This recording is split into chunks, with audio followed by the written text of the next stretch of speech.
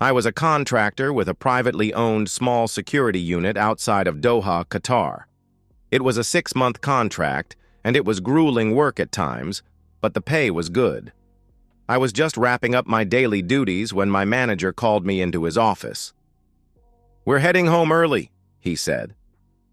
There were still 2 weeks remaining in our contract, so the news came as a shock to me, but I didn't question it. I was just thrilled to get back home to my loving wife and our beautiful little girl. My first impulse was to phone Carla and give her the good news, but I decided to surprise her instead. I guess I've seen one too many of those YouTube videos of happy soldiers surprising their loved ones, and I wanted to join in the fun. When I drove up to the house in my Mustang, I immediately noticed a strange car in our driveway. On a hunch, I continued past the house, parked off to the side, and doubled back on foot. My daughter Jamie was in school, so I knew Carla was home alone. Only she wasn't alone. A quick peek through the window told me everything I needed to know. There, standing in our living room, was my darling wife with her arms wrapped around some guy I had never seen before. They kissed, and my entire world immediately went red. I could feel the anger within me boil over, and my gut reaction was to crash through the window and strangle both of them. But I took a moment to concentrate on my breathing, just as I was trained. They both would pay, but not just yet. That afternoon, I met with my buddy, Sal. He was one of my best friends growing up, but today he's a big-shot lawyer. I knew he wouldn't mind giving me a little free advice. "I'm leaving Carla," I stated flatly, once we had dispensed with the usual greeting. His jaw dropped. "You're kidding," he said. I shook my head slowly and deliberately. "Why?" he asked. "The treacherous woman cheated on me," I stated calmly. "But you two have been happily married for over 20 years, he said. "You have a wonderful life together and a beautiful daughter. Why would she do that?" "Her reasons and motivation doesn't matter to me," I said.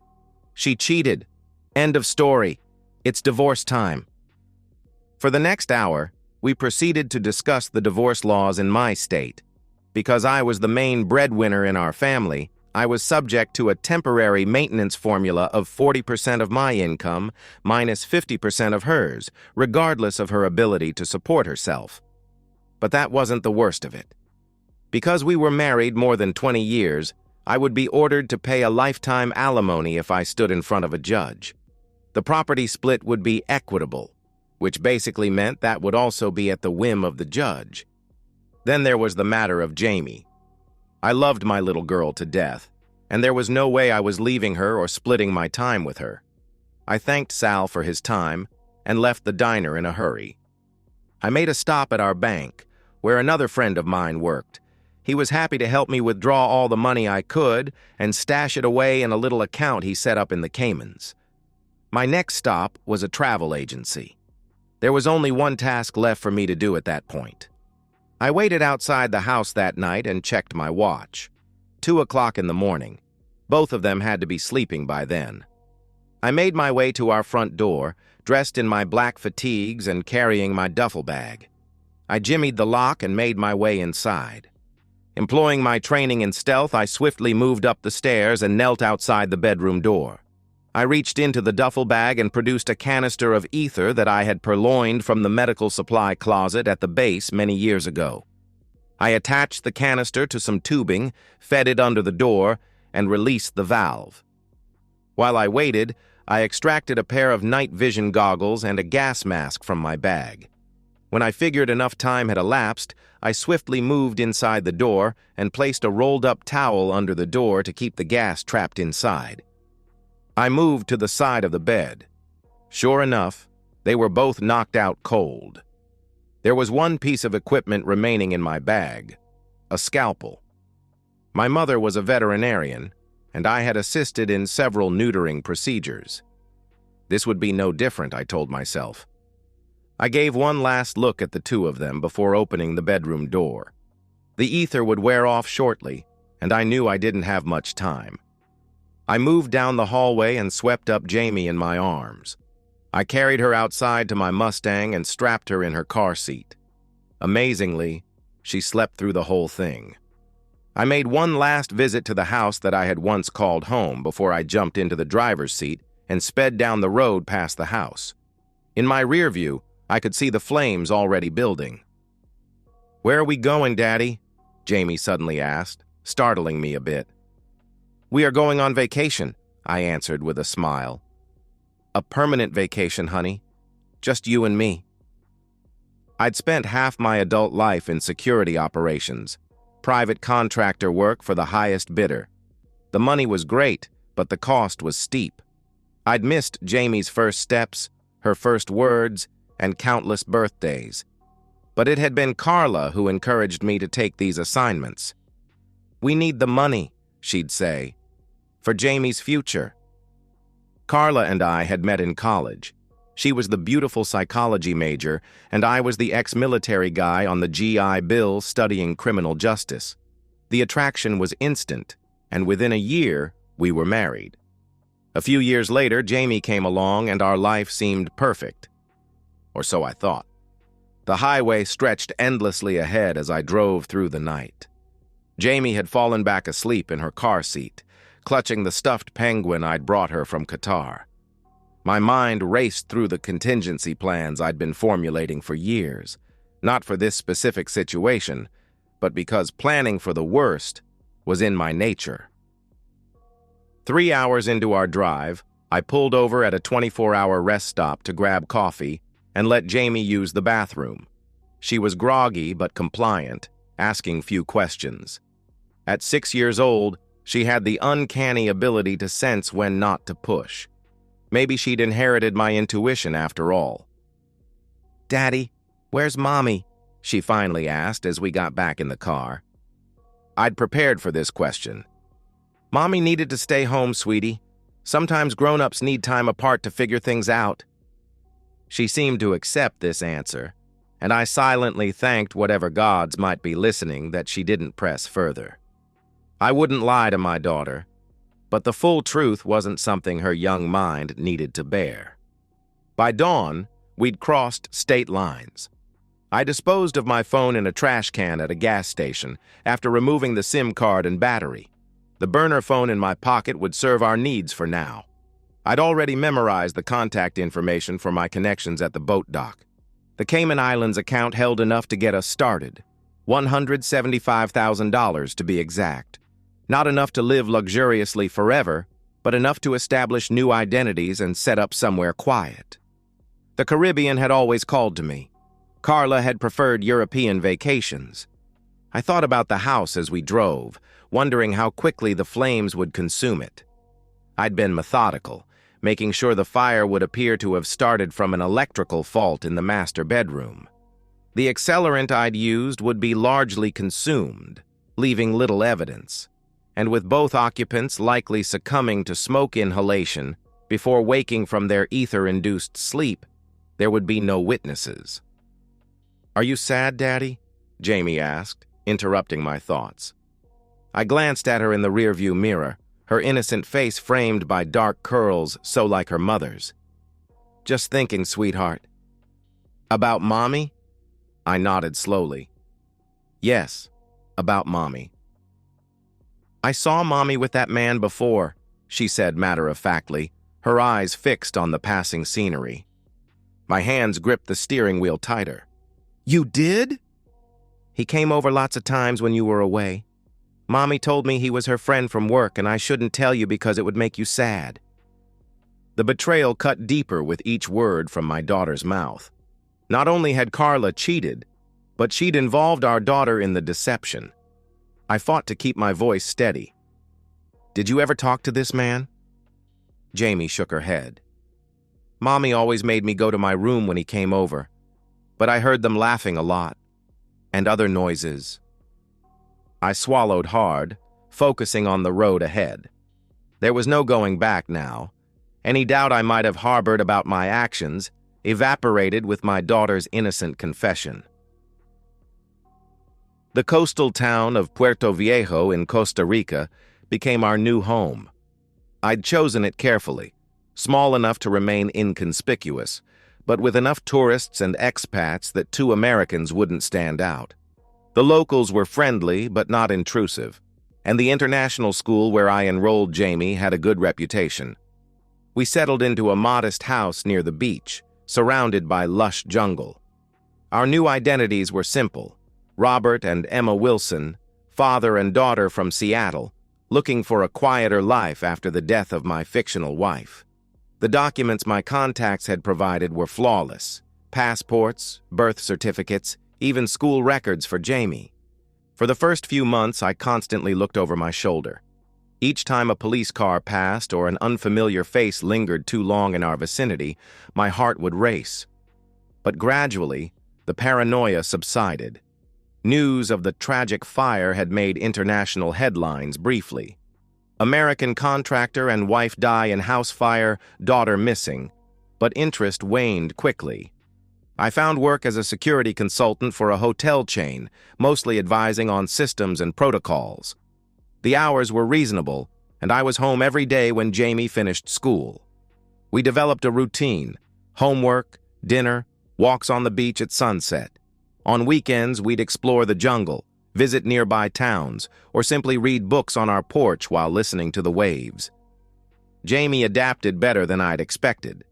She asked about her mother occasionally, and I maintained the fiction that Mommy had had to stay behind, but loved her very much. As time passed, these questions became less frequent. She made friends at school, learned Spanish with the effortless fluidity of childhood, and developed a passion for marine biology after we took a snorkeling trip to the coral reefs. A year into our new life, I received word through one of my old contacts that the investigation into the fire had been closed.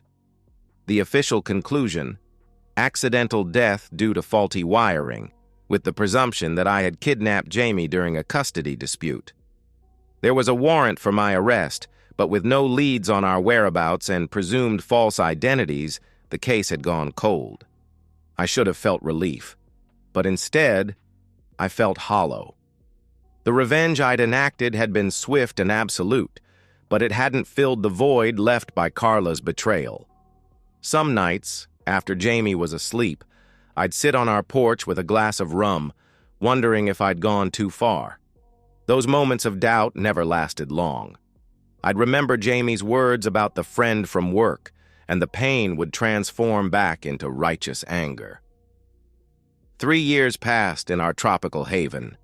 Jamie grew taller, her features maturing to reflect more of me than her mother, a small mercy.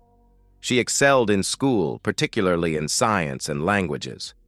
I watched her flourish with a fierce pride tinged with sadness that our life together had come at such a cost. I dated occasionally, brief, casual relationships with tourists or expat women who didn't ask too many questions about my past. None of them met Jamie. I kept that part of my life separate, protective of our carefully constructed reality. Until Elena. She taught at Jamie's school, art and environmental science. Argentinian by birth, but a citizen of the world, as she described herself. Our first meeting was at a parent-teacher conference, where she praised Jamie's creativity and curiosity. There was something about her direct gaze and unaffected manner that drew me in. When she suggested coffee to discuss Jamie's interest in an upcoming science project, I found myself accepting. One coffee led to another, and soon we were meeting regularly, no longer under the pretense of discussing my daughter. Elena had a way of asking questions that made me want to answer truthfully, even as I maintained our cover story. She'd been through her own hardships, an abusive marriage she'd fled, leaving behind family and friends in Buenos Aires. "We all have ghosts, Robert," she said one evening as we walked along the beach. "I see them in your eyes sometimes." She didn't press, but her quiet acceptance of my mystery offered a strange comfort. Jamie adored her, which both pleased and terrified me. Any attachment to another person represented a risk to our carefully constructed life. Yet I couldn't deny the way Elena's presence smoothed some of the jagged edges Jamie and I had been navigating around for years. On the 5th anniversary of our arrival in Costa Rica, I received another message from my contact. Someone was asking questions about the fire, a private investigator hired by Carla's sister. My heart raced as I read the details. The PI had traced a large withdrawal from our joint account made the day of the fire and was following the money trail. For a week, I lived in heightened vigilance, preparing for the worst. I updated our emergency plans, secured new documents for yet another set of identities, and emptied our safety deposit box at the local bank. I told Jamie we might need to take a trip soon, planting the seed for another sudden departure. But then came another message. The PI had been called off. The money trail had gone cold at a bank in Miami, and Carla's sister couldn't afford to continue the investigation. We were safe, at least for now. That night, sitting with Elena on our porch after Jamie had gone to bed, I made a decision. Perhaps it was the relief of the immediate danger passing, or perhaps it was the realization that I couldn't live indefinitely in the shadow of my past actions. "My name isn't Robert," I said quietly, watching her face in the dim light. "And my wife didn't die in Seattle." She took a slow sip of her wine, regarding me steadily. "I know." "You know?" She nodded.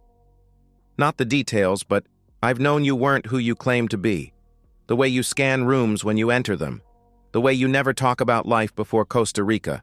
The nightmares Jamie sometimes mentions." I felt exposed and strangely relieved simultaneously. "Aren't you going to ask who I really am?" "Does it matter?" Elena set down her glass. "The man I know is kind, devoted to his daughter, and carries a burden I can only guess at. That's the man I've come to love, whatever his name might be." I found myself telling her everything, not in one night, but over many weeks. The contract work, Carla's betrayal, the fire, our escape. I omitted some details, particularly about what I'd intended to do with the scalpel, but the broad strokes of my crime were laid bare. Elena listened without judgment. When I finally finished my confession, expecting her to recoil in horror, she simply took my hands in hers. "We can't change the past," she said. "Only decide what kind of future we want to build from its ashes." Jamie turned 12 on a brilliant summer day. We celebrated with a party on the beach, her school friends, Elena, and a few of our closer acquaintances from town. As I watched my daughter laughing with her friends, bronzed by the sun and wiser than her years, a profound contentment settled over me. Elena moved in with us the following month. Our little family expanded again a year later when she gave birth to our son, whom we named Miguel. Jamie embraced her role as big sister with enthusiasm and tenderness that sometimes brought tears to my eyes. The past receded further with each passing year. Occasionally, news from the States would reach us. An old friend of Carla's had published a book dedicated to her memory. The property where our house had stood had been redeveloped into condominiums. Each time I would feel a momentary tightness in my chest, but it no longer consumed me. In Jamie's 16th year, she came to me with questions that could no longer be deflected with vague explanations. She remembered more than I'd realized about our former life, about her mother, about the night we left. So I told her a version of the truth, that her mother had betrayed us, that I had taken her away to protect her, that I had made choices in anger that couldn't be undone. I expected hatred, or at least judgment. Instead, she listened with the same steady acceptance Elena had shown years earlier. "I remember that night," she said when I finished speaking. "I wasn't really asleep when you carried me out. I knew something bad was happening, but I felt safe with you." "Do you hate me?" I asked, voice barely above a whisper. She shook her head slowly. "I used to wonder what would have happened if we'd stayed. If Mom hadn't—" She trailed off. "But then we wouldn't have Elena or Miguel or this life. And despite how it started, it's been a good life, hasn't it, Dad?" I pulled her into an embrace, marveling at the resilience and wisdom of this young woman who had once been the small child I'd spirited away in the night. "Yes," I whispered into her hair. "It's been a good life." 20 years after the fire, with Jamie studying marine biology at a university in Europe, Miguel entering his teenage years, and Elena and I settled into the rhythms of our life together, I received a final message from my old contact. The case had been officially closed, the statute of limitations on kidnapping having expired. My name had been cleared from active databases. In effect, the man I had been no longer existed, even in the eyes of the law. That evening, we walked along the same stretch of beach where Elena and I had first begun to know each other. The setting sun painted the sky in fiery oranges and reds, a palette that once would have triggered memories of that night. Now, it was simply beautiful. "Are you at peace?" Elena asked, her hand warm in mine. I considered the question carefully. The anger that had driven me to such extremes had burned itself out long ago. What remained was a quiet acknowledgement of the path that had led us here. Neither pride nor shame, but acceptance. "Yes," I said finally. "I think I am." In the end, revenge hadn't brought the satisfaction I'd expected. It had simply been the catalyst for a different life, one that, through all its complications and moral ambiguities, had ultimately led to a deeper peace than I could have imagined on that terrible day when my world had exploded in betrayal. The man who had meticulously planned his wife's demise no longer existed. In his place stood a father, a partner, a member of a community, a man who had learned that the best revenge wasn't destruction, but in creating something new from the ashes of what was lost. As we turned toward home, the last light of day fading behind us, I understood that some bridges needed to burn so that new ones could be built. And while I couldn't undo the fire I'd started, I could ensure that what rose from its ashes was worthy of the cost. And so, we've reached the end of today's story. Was it what you expected, or did it take a twist you didn't see coming? I'm curious to hear your thoughts. Share them in the comments below, and let's get a conversation going. If this story kept you hooked, make sure to hit that like button.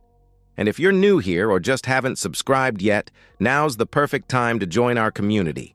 I bring you fresh, captivating stories every day, so click that subscribe button and turn on notifications so you never miss out. Thanks for watching, and I'll see you in the next one.